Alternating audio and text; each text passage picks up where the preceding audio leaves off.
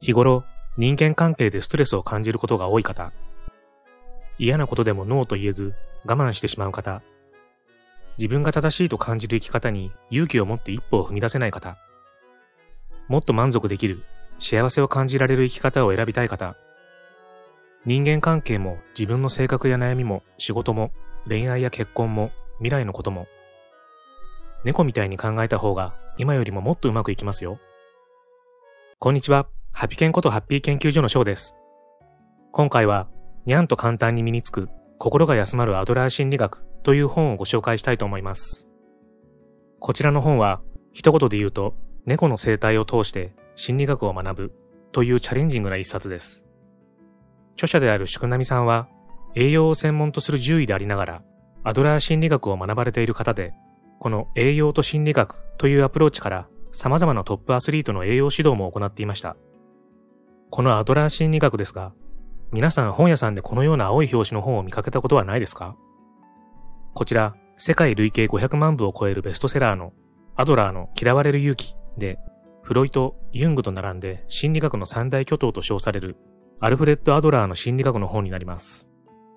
アドラー心理学とは、一言で言うと、すべての悩みの原因は対人関係にあり、その生きづらさから解放されて、心を穏やかに幸せな気持ちで過ごすための方法となります。そんなアドラー心理学を学ばれた宿波さんですが、私生活でも20匹以上の猫を飼っているそうなのです。そして、その猫ちゃんたちと接していくうちに、アドラーの心理学と猫の生き方がとても似ている共通点が多いと感じたそうです。獣医であり、アドラー心理学を学ぶ著者ならではの視点が面白い本書ですが、今回はなるほどと思ったポイントを3つほど抜粋してご紹介したいと思います。人付き合いのコツ。猫は嫌いを隠さない。人付き合いが苦手です。みんなとうまくやっていく方法はありますか？最近は社交的な人の方が重宝される傾向にあります。例えば、友達は少ないより多い方がいいとか、人脈は広く持っておくことが大事とか、そういうふうに考えてしまうことはないでしょうか？そうやって社交的にしていることで、ちょっと疲れを感じてしまっていることはありませんか？猫流の社交の仕方は違います。猫は記憶力のいい動物で、大抵たった一度会っただけでも1週間程度は楽々覚えているそうなのです。著者の知り合いに、生まれて数ヶ月の猫を2ヶ月間だけ預かって、その後ずっと会っていなかったという人がいるそうなのですが、14年後に再会した時も覚えていて、変わらず懐いてきてくれたそうです。猫においてはこういうことも珍しくはないそうなのですが、なぜその猫が14年前の飼い主を覚えていたと分かったかというと、その猫はなかなか人に懐かず、膝の上に乗るなんてことは全然しないそうです。それなのに、14年ぶりに再会した元飼い主の膝にはためらいもなく乗ってきたのだとか。今の飼い主さんにとっては残念に思えてしまうかもしれませんね。好きとか嫌いとか、懐くとか懐かないというのはもともとそういうものなのです。今育ててもらっているのはこの飼い主さんだから、そっちにスリスリしなくっちゃ、というようなことではないのです。本当は好きじゃないのに好きなふりをしたり、本当は欲しくないのに喜んで見せたり、そうしすぎるからなんだか辛くなってしまうんですね。他人の期待に沿うだけの人生では自分の幸せや満足にはつながりにくくなってしまいます。そんな時に自分を取り戻す方法が、アドラーが自己勇気づけと呼んでいる自分の内面からやりたいことを引き出しサポートする技法です。他人ばかりを尊重しすぎて辛くなってしまった時には、猫になった気持ちで、本当は自分はどうしたいのかを静かに考えてみてはいかがでしょうか。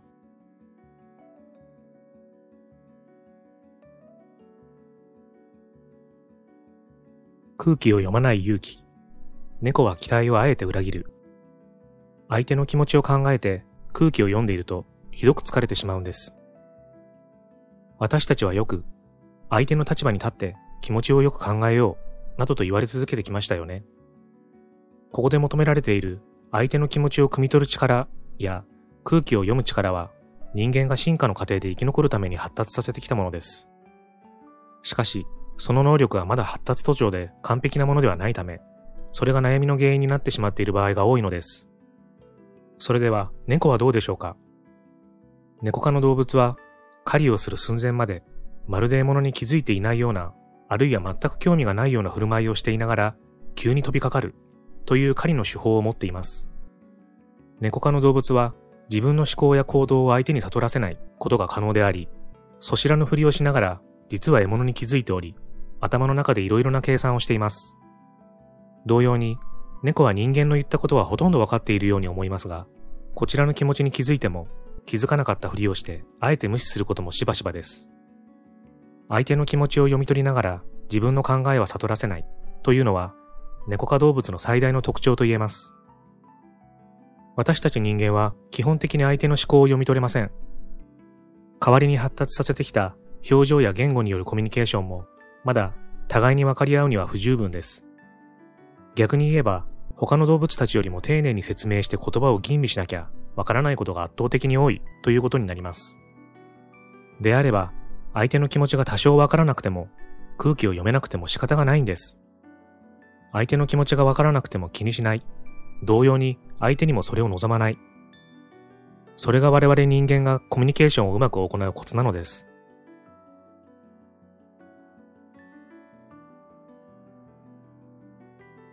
マイナス思考を直すには、猫流アフォメーション。つい何でもネガティブに考えてしまいます。何を行うときにも、ついついマイナス思考、ネガティブなことばかり考えてしまうことってありませんか？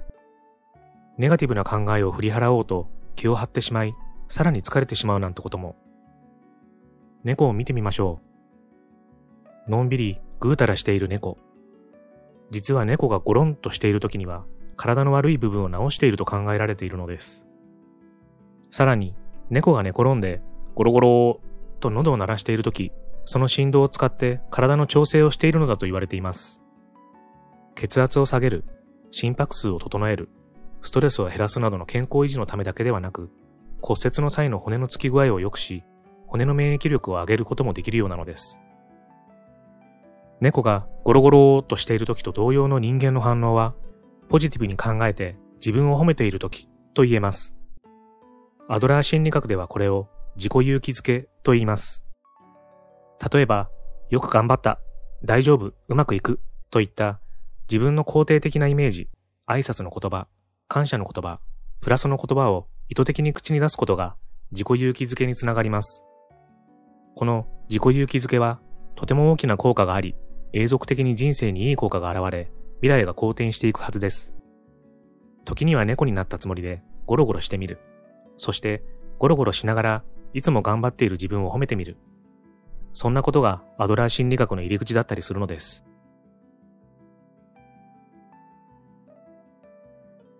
以上、にゃんと簡単に身につく心が休まるアドラー心理学をご紹介しましたが、皆様いかがでしたでしょうか？